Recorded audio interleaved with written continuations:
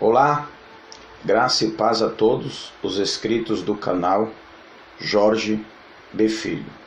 Bom, nesse vídeo eu gostaria de trabalhar com vocês dois movimentos que são importantíssimos na história do cristianismo, que é o movimento da Reforma Protestante e o movimento pentecostal. Nós vamos trabalhar o pentecostalismo e a Reforma Protestante. Bom, a Reforma Protestante ela tem o seu apogeu no século de número 15 e o pentecostalismo ela tem a sua sistematização em meados do final do século XIX para o início do século XX. Nós observamos que existem períodos de tempo, histórias e culturas que dividem entre o movimento da Reforma Protestante e o movimento do pentecostalismo. Apesar de nós termos períodos distintos, histórias distintas, e o seu nascimento em um contexto cultural e históricos distintos, tanto o pentecostalismo ele está intrinsecamente ligado à Reforma Protestante. Bom, eu fiz algumas anotações para nós dialogarmos a respeito da Reforma Protestante. A Reforma Protestante, geralmente ela é um termo técnico empregado para designar um amplo espectro de igrejas cristãs, que embora tão diferentes entre si, compartilham princípios fundamentais como o da salvação pela graça de Deus mediante a fé, o reconhecimento da Bíblia como autoridade suprema e o sacerdócio comum de todos os fiéis. Bom, eu vou continuar a leitura de uma citação de um autor que ele vai trabalhar o pentecostalismo como um fruto da Reforma Protestante. Segundo o Campos Júnior, escrita a sua obra em 1915, ele diz assim: o pentecostalismo ele deve ser compreendido como um desdobramento da liberdade de interpretação postulada por Lutero no período em que se deu a Reforma Protestante. Então, um dos postulados por Lutero é a liberdade de interpretação de todos os crentes. E nós precisamos entender o pentecostalismo como o desdobramento dessa base postulada pelo reformador Martinho Lutero. Quando surge o movimento pentecostal no final do século XIX, no final do século XX, o movimento pentecostal ela tem suas bases teológicas baseada na continuação dos dons estáticos descritos nas literaturas neotestamentárias, como a glossolalia, como a profecia, como a revelação e principalmente o batismo com o Espírito Santo como uma bênção distinta da convenção, né?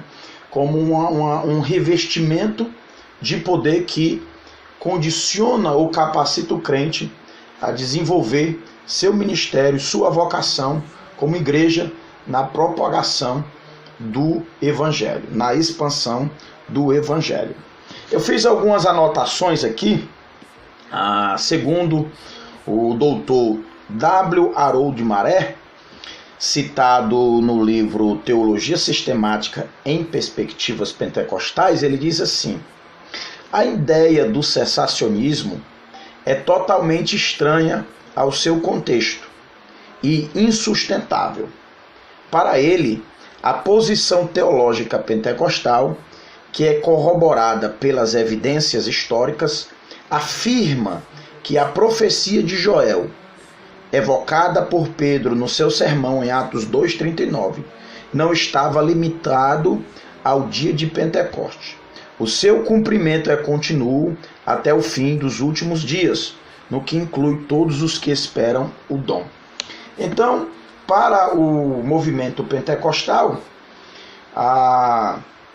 o teor, o conteúdo do que se dá na festa de Pentecostes, 50 dias após a festa da Páscoa, não se limitava somente ao período da igreja do primeiro século.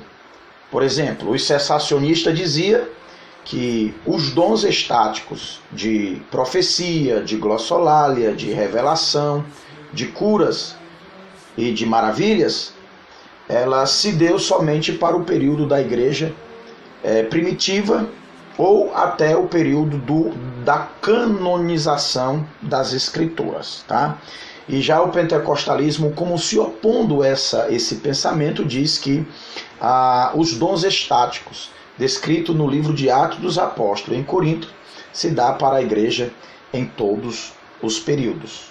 Então a base é exatamente o sermão de Pedro, que fala que o evento que aconteceu ali se dá ou tem seu cumprimento nos últimos dias, né? Então, enquanto houver, ou enquanto a igreja estiver na terra e vivendo a extensão desses últimos dias, é nítido a continuação da efusão e do teor, do conteúdo que houve no dia de Pentecoste.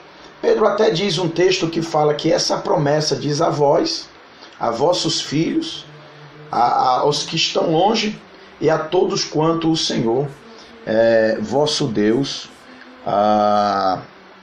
vos chamar. Tá? Então, o movimento pentecostalismo, por mais que se dá num período diferente, distinto da reforma, ele está conectado, porque ele está baseado em um dos pilares da reforma protestante, que é exatamente a liberdade de interpretação de todos os cristãos. Tá? Diga-se de passagem que a reforma protestante ela não teve como o seu objetivo de abandonar a fé católica romana na sua completude. Os reformadores, eles tinham a ideia de reformar a igreja, Vocês pegarem um dicionário, o termo técnico reforma significa mudar aquilo que já existe. Por exemplo, eu vou fazer uma reforma na minha casa. Eu não vou mudar de casa, eu vou transformar aquilo que eu já tenho. Eu vou dar uma imagem, uma característica, uma mudança naquilo que já existe. Então a reforma protestante, eles não tiveram como objetivo de romper de imediato. Se você observar, esse rompimento, ele se dá paulatinamente, ele se dá gradativamente, né?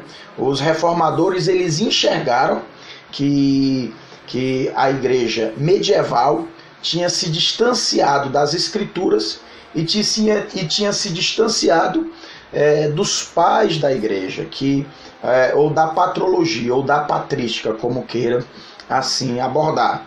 Então eles quiseram renovar e resgatar, né, reavivar, reformar a Igreja Católica Apostólica Romana, que resistiu às reformas propostas, e pelo fato de resistir, é natural que haja um desligamento, um rompimento. A partir daí, há uma divisão, há um rompimento em que ambos os movimentos começam a andar, cada um com seus próprios pés, de uma maneira separada, de uma maneira distinta, mas na sua raiz, nos seus primórdios, ela não tinha esse objetivo de romper, mas de resgatar de trazer a Igreja Católica Apostólica Romana de volta para as raízes da patrologia, né? Por exemplo, tem uma obra, Conhecendo os Pais da Igreja, eu gostaria de fazer uma citação, onde ele vai dizer que a reforma protestante, ela se dá exatamente porque os reformadores, vou citar aqui Lutero, ele acaba redescobrindo as literaturas de Agostinho, né? Então eles querem de fato que a igreja volte às raízes da patrologia, às raízes da fé cristã. Tem uma outra obra que eu acho essa obra muito bom, que é a Teologia Reformada. Eu vou já apresentar, que ele diz assim, ele citando o autor diz assim, Richard Müller, ele diz assim: vale a pena reconhecer desde o início que a reforma alterou comparativamente poucos principais losses da teologia. Os reformadores mantiveram muito em comum com a Igreja Romana, e a escatologia é uma desses losses relativamente inalterados que se refere Müller. Então, os reformadores, eles mantiveram muito da teologia católica apostólica romana. Não foi exatamente tudo que eles romperam com o catolicismo romano. E faltou muita coisa. Um desses era resgatar a efusão, a experiência descrita pelos cristãos no primeiro século, que essa falta de resgate se dá com o surgimento no século XIX, no século de número 20, tá? Diga-se de passagem, alguém pode questionar que o movimento pentecostal ele só tem início no século XIX, no final do século XIX para o século XX. Ele não tem raízes históricas profundas. Já vi alguém dialogar, já vi alguém dizer isso. Só que isso não é verdade, tá? Vou citar uma obra aqui, essa obra aqui do Dr. Magrati, na página de número 72, ele diz assim: o termo relacionado ou o termo técnico pentecostal se refere aos acontecimentos do dia da Pentecostes, de Atos 2, 1 e 12, que para os cristãos carismáticos determinou o padrão para a vida cristã normal. Aí ele vai dando continuidade aqui, que eu não vou ler por questões metodológicas do vídeo. A gente não é um assunto extenso, que nós não queremos abordar algo extenso aqui, algo mais resumido e esporádico. Ele dá continuidade dizendo: apesar de ser possível argumentar que o movimento carismático tem raízes históricas profundas, costuma-se considerar que seu desenvolvimento no século XX teve origem no ministério de Charles Fox Parham em 1873 a 1929. Bom, o que Magrati está dizendo é que o movimento pentecostal, por mais que se date o seu início no final do século XIX para o início do século XX, ele tem raízes profundas. Sempre na história da igreja, alguém reivindicava a continuidade dos dons estáticos descritos no Novo Testamento como um período para a igreja dos últimos dias, que esses dons estáticos cessariam exatamente quando vier aquilo que é perfeito, e em parte, aquilo que é em parte será aniquilado, como está descrito lá em Corinto, né? Então, o movimento pentecostal ele tem raízes profundas. Se a gente observar na história, sempre houve pessoas que reivindicaram e tiveram essa experiência dos dons estáticos descritos nas Escrituras. Então, o nosso objetivo desse vídeo de hoje é mostrar um pouco que o movimento pentecostal tenta reivindicar ou buscar resgatar aquilo que a reforma protestante não resgatou, que é a efusão, a vida, a experiência, os dons estáticos descritos nas Escrituras Sagradas, como a glossolalia, visões, profecias e curas. Como também o movimento pentecostal ele tem as raízes dentro do seu protestantismo, porque ele goza de valores e princípios do teor protestante. da reforma protestante, como a salvação pela graça, mediante a fé, a sola escritura, e aí vai sucessivamente. E o protestantismo, como outros movimentos, ele vem exatamente de um dos pilares desenvolvido por Lutero, que é a liberdade de interpretação de todos os cristãos. Que o Eterno vos abençoe. Gostaria de orar com todos vocês agora.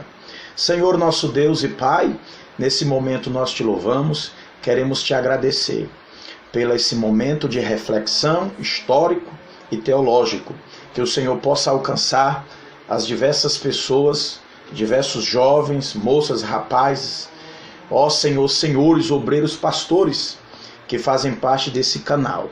Nós te pedimos que o teu Espírito Santo nos leve a uma experiência genuína, a uma experiência profunda, a um conhecimento da tua palavra. Ó Senhor, como diz os apóstolos, crescei na graça, no conhecimento do Senhor. Seguir e prosseguir em conhecer o Senhor. Então nós te pedimos a tua bênção sobre todos. Só o teu Espírito para nos guiar em toda a verdade. Só o teu Espírito para esclarecer a mente de cada ouvinte dos erros, das heresias e de tudo que venha danificar a fé. Nós não estamos aqui para atracar igrejas tradicionais ou igrejas pentecostais. Estamos aqui para meditar, refletir, pensar e aprender de ti e buscar essa experiência genuína que os apóstolos viveram, que a igreja viveram e que cremos que ainda é para os nossos dias atuais. Sabemos que dentro do neopentecostalismo, Senhor, existe muitas aberrações em nome do pentecostalismo, que de fato não é o pentecostalismo clássico, mas nós estamos aqui pedindo que o Senhor abra os nossos olhos para as heresias que existem, que circulam, ó Senhor, no seio desses movimentos, e que nós, como Lutero, possamos ser um protestante, avisando aos fiéis desses erros e resgatando eles às sagradas escrituras. Assim nós te rogamos e já te agradecemos, para a glória de Deus Pai, Deus Filho e Deus Espírito Santo. Que Deus abençoe a todos, fiquem todos na paz, curte e compartilhe em Cristo Jesus.